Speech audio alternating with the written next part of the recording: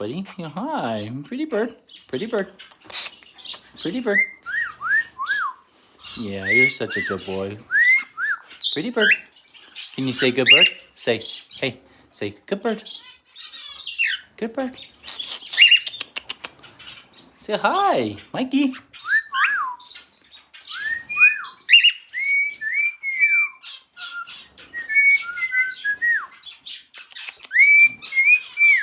Right in my ear.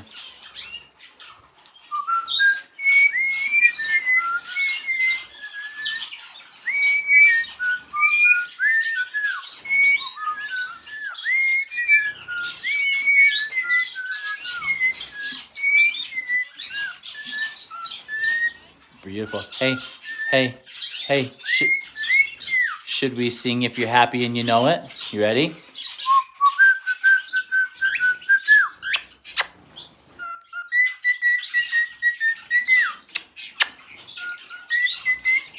Yeah, keep going. You got it. Come here. So, Mr. Mikey. Come here, Mikey. Come here. Come here. Oh, why can't I reach it? Come here. Mr. Mikey has been entranced with the new Rosie Bork babies that have fledged. Mikey, you just want to get to your Rosie Bork babies? All right. He's not in the same cage as them, but he has tried. The last 3 days that I have come into the shed, he has been sitting. Let me just show you. He has been sitting there focused specifically on, come here, let me open it up. Come here, come here, come on, come here. He has been focused specifically on our Rosie Borks. There he goes. He climbs over there, climbs down to the male, and then he just sits there. You can see one of the babies is over there, and he just sits there and watches them. So I think he's missing some companionship with his Rosie Bork friends. Typically when they're not breeding here, I have him out in the aviary, and he has become quite close with them and has created a bond with them really, and gets along very well. They don't fight or bicker, and I think he just loves the companionship and the closeness that they provide for him. So feeling a little bad for him. Lollipop is sitting on a new clutch of eggs, so I don't want him in there to, cause havoc that way or kick her off the nest in any way. But he just sits there, poor little guy. I try and give him some companionship, and he enjoys it sitting with me. But then he always just wants to go back and hang with his Rosie Bork friends. He's a good guy. Love our Mikey. Bird nerds, how we doing? Hopefully everyone's doing good today. We're trying to get you guys a video. It's been a while, just life's crazy. So we've had some changes here in the bird nerd shed. Kind of moved some cages around, looking to possibly still trying to figure out what I want to do with these. These are just some extra breeding cages that I have. We may get rid of these or just put them in storage. Not quite sure exactly what I'm going to do here. And then, as you guys can see, all right here, we're probably going to... So these used to be up against the wall right here. We're going to probably build us another aviary, like a smaller aviary flight along here. And I actually might... I know I just built these, but I might... take all this down. I've got some storage up top, some storage down below. I might take all this down so I can extend along this whole wall. I don't know, just playing with some ideas. But we moved some of the cages from the one side of the wall over to here. We've got them up to the ceiling, and then I put the cages on rollers so I can easily move them in and out. I also wanted them over here so the birds can get some natural sunlight. These top 3 cages will get direct light from the window, and then I put my other lighting system down below. So I don't have anything down on the bottom cage, but if I do, they'll have some light there. The ones up top will have the natural light, and I think it just looks better. It's a little bit nice, a little nicer, cleaner. So we still got the sink, we've got the cages, and then I've got a little bit of a storage shelf there, and I actually may end up getting rid of that as well.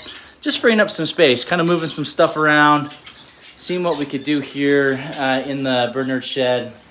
The ultimate goal is to try and get my birds some bigger flights, some bigger breeding flights to put into. I will keep this stack of cages just because it is nice to use for the canaries. I would recommend this setup for any canary if you're trying to breed them.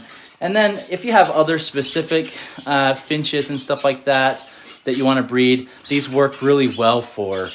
I wouldn't recommend these cages for your birds to live in year-round. I try to only use these for birds I'm breeding or birds that I'm holding to either sell or things like that. So these are all just temporary homes for the birds because they are smaller. They're not as big. They're only about a foot deep to about 2 feet long, about a foot and a half, almost 2 feet, or a foot and a half wide. I think it's actually 3 feet long is what it is. So they're not huge, but they do really well for breeding certain species. Not all species. There are species out there that require a lot of room. They require something more like this. My shaft tails breed better in here than they do here.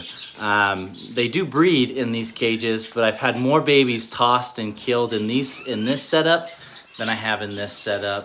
And some other of your like African finch species do better, you know, typically maybe not so much a community aviary, but more of a large flight breeding cage, etc. So, but yeah, so kind of got some stuff going on here. Excited about that. Finally getting a little bit of time to be able to put towards the birds here with the holidays out of the way. A lot of our travels are out of the way, things like that for work and family. So really excited. The birds that I have in here, so I've caught my Amerdine finches. I've got 5 females up here. They're all babies from the last clutch. I've got my one Amerdine pair here, my redhead, that kicked out all these babies.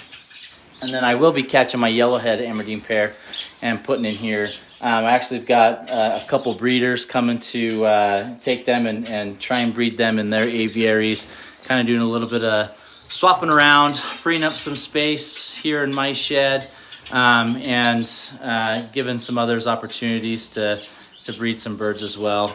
And then in here we've got our Java pair, and they've got 2 babies in the nest that are almost fully feathered. They should be out fledging here and probably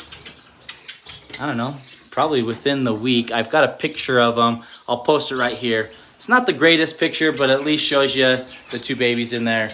We also have our Lutino and Rubino Borks. She just laid another clutch. So she hatched out 3 of her 5 eggs, her last clutch, and didn't feed them. So not sure what to do with them, so I'm just letting them do it one time. They have actually synced up with Lollipop. So she fledged 2 chicks and laid again. And they laid eggs very close to the same time. So I think what I might do is take her eggs and combine them with Lollipop's eggs in hopes that maybe we'll get some better results. And then I think I'm just gonna pull them out, put them in the aviary, let them rest for spring and summer. So it's been okay breeding them in the winter. They've bred great for me, but here in Utah, when it gets so cold, I have 2 heaters in here, but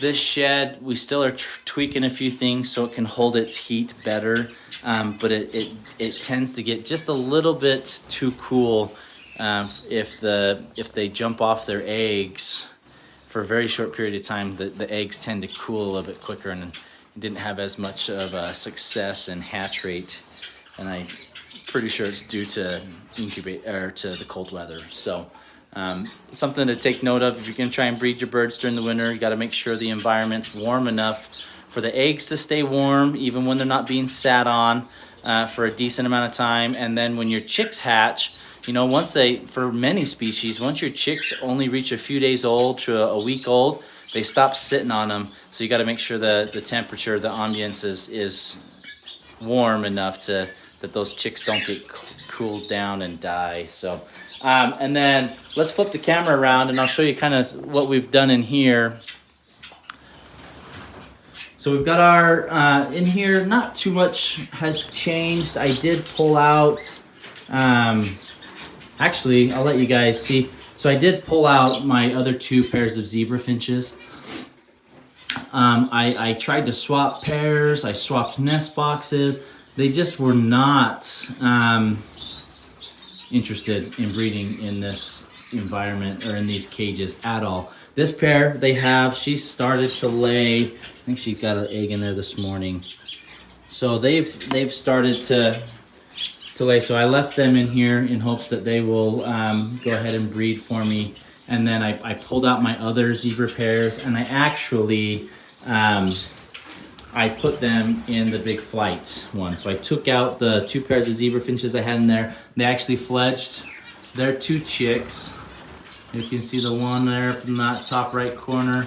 Kind of got some penguin looks to it. And then the next one's just a couple birds over. And it's got some pied feathers to it. So kind of an interesting little mix there with those 2. But I pulled out those 2 pairs and then I put the orange breast pairs in here in hopes that I can get them to breed. They seem to have a little bit better success there. They've already chosen a nest down there.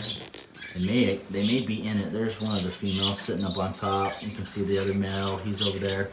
And the other pair looks like they may be in a nest box right now. So good news there. Hopefully we'll get some breeding there. And then I have set up my 3rd pair just today actually. So it'll probably be a few weeks before we get some eggs laid. But I did set up my 3rd pair of rosy Borks. There's the male, he's on the very top there, and then the female, and she's got the rainbow back. So and that male, he's one of the younger males that I bought from California last year. So he's been showing signs of breeding. He's been courting her quite a bit these last few weeks. So we pulled out the gouldian baby juveniles and swapped them out for those guys. So hopefully we'll be able to get some good egg production and babies there. See if maybe they'll kick out any different colors, if they've gotten any hidden genes. And then here it's really similar. I have removed all the nest boxes just to give these guys a break. We've got a good mixture of all of our canary males, our gouldian males or gouldian males. We've got a starfinch pair in here. We've got, I still have my amerdine pair, Shaftdale pair, and then a few of those extra zebra finches and society babies. Look at that. That's kind of funny. So this male, my male diamond, he has been singing up a storm. And I have another diamond. She's down here on the ground. So she was one from my brother. He bred, she's a baby, and somehow it injured her wing as a chick. So when she fledged, she couldn't really fly very well. I'm assuming she's a female because she has not sang. I just had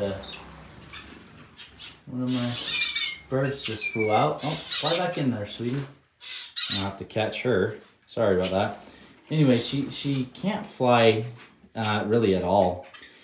She stays there on the ground. So, but my male here, he has been down on the ground trying to court her, and she has been responding. So once I have my breeder come and grab my amerdines from me, I'm probably going to set that pair up with a nest box, probably on that very top nest cage, and see if maybe we could get some breeding activity from them in hopes that maybe we can get some babies there. I think I also might set up my a few starfinch pairs, because I'll have those two cages and this one down here. I might set up my starfinch pairs in hopes that as well we could maybe get some production from them. They have, looks like they've been very interested in building a nest. Here's my gouldian finch that flew out, one of my females. It's so hard with the angles of my lights to really get a true visual of them. She's one of my mamas that actually gave us a couple of our gouldian babies. So, but there's pink lemonade up there, always wanting to be part of the action. But anyways, it's kind of where we're at with the birds. Hoping maybe we can set up some star finches, my diamond finch pair, debating on what I want to do with this cage. Possibly taking all these cages out and really building a whole wall worth of aviary flights or aviary breeding. And I'm not sure if I want to have it all be one, or if I want to layer it and have kind of a top one and a bottom one and they can fly across the whole way. Not really sure 100% what I want to do yet, but I'm leaning a little bit more towards that way, just to kind of build that open space, and then we could do, you know, a trio of stars or a trio of shaft tails, or, you know, kind of looking at putting some trios of the same species in here. Even the zebra finches, we could do that, you know. So that's kind of the goal in mind and the plan, in hopes that maybe go away from the smaller breeding cages, give them some bigger flight area to fly in and to breed in as well. And like I said, we will keep that one, and specifically for the canaries, as they breed very well in that. And my males are starting to come into condition. They are starting to sing at the storm, especially this dude down here. He was my stud male last year, and before that was a baby, and really singing very loudly. Then we've got a intense yellow there. I believe he is red factor. We'll see once he molts out if he molts into red, because I do feed carrots every day. And then we have also an intense white right there, and he started to sing. And then we've got our little mop top, our little crested canary. I love this. I love him. He's not super colorful or fancy, but he truly is one of my favorite canaries. And he's starting to sing up a storm as well. So, and many of my females are responding. They're starting to play with nesting material. So we're getting the responses that we want and that we need. And hopefully we'll be able to get some baby canaries going here very soon, within the next few months. So hope you guys' birds are doing well. And hope you appreciated the update here. And hopefully we'll keep the babies going, keep the innovations and the design of the bird shed going as well, and trying to create more space and better environment for our birds, and making sure that they get the exercise and the help that they need as well. So appreciate you guys, and we'll see you next time.